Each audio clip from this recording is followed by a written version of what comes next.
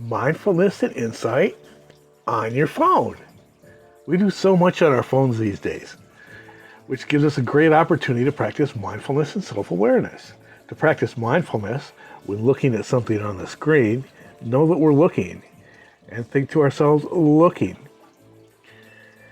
When we move our finger, we know that we're moving it. We can say to ourselves, moving. When pressing on content, know that we're pressing. We can think to ourselves, pressing. By consciously being aware as we're looking, moving, pressing, this transforms a normal phone use into a valid mindfulness practice. Got a long, drawn-out question from somebody who's really frustrated with people who don't seem to understand logic as he explains it. It comes down to this. When trying to understand each other, all we have to draw from are the memories of what we experienced at this point in our lives, our emotions, and our ability to speculate to fill in the gaps missing information.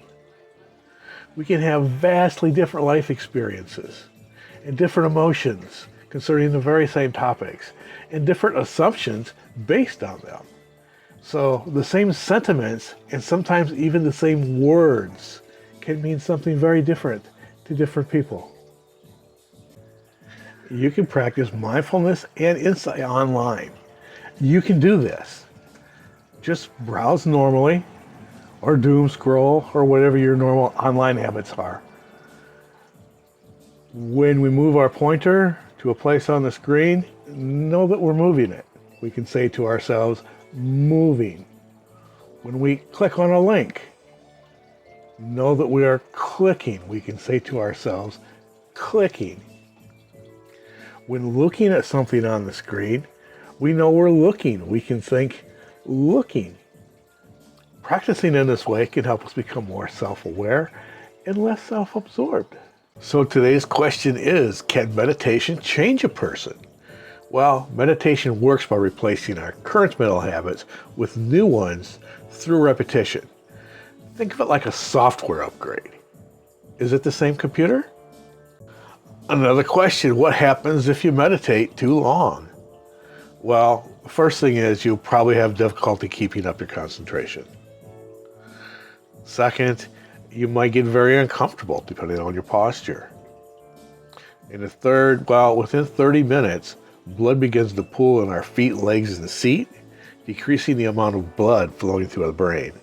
This can cause lightheadedness or even cause hallucinations. I recommend sticking to 12 to 15 minutes.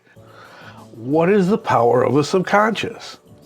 We gain a lot more control over our lives when we understand our mental habits and associations, as well as the two choices we make repeatedly that make up how we think. I have PTSD. Without the power of understanding the subconscious, I would barely be able to function. I wouldn't be able to change my triggers or mental habits nearly as easily, or have more conscious control over the choices that I make.